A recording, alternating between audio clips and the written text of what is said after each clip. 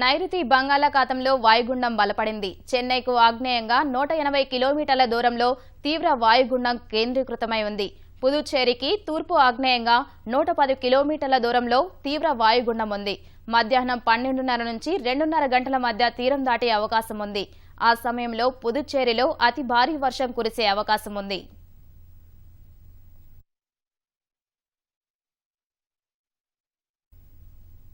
తీవ్ర వాయుగుండం ప్రభావంతో తమిళనాడు వ్యాప్తంగా విస్తారంగా వర్షాలు కురుస్తున్నాయి. చెన్నై సహా 12 జిల్లాల్లో విద్యాసంస్థలకు ప్రభుత్వం సెలవు ప్రకటించింది. చెన్నై, పుదుచ్చేరిలో అత్యధికంగా 14 సెంటీమీటర్ల వర్షం కురిసింది. రహదారులన్నీ జలమయమయ్యాయి. చెన్నైలో వాహనాల రాకపోకలకు తీవ్ర ఇబ్బందులు ఎదురయ్యాయి. చెన్నై కాశీమేడు ప్రాంతానికి చెందిన 2 జాలర్లు గల్లంతయ్యారు. రైళ్లు, విమాన సర్వీసులు ఆలస్యంగా నడుస్తున్నాయి.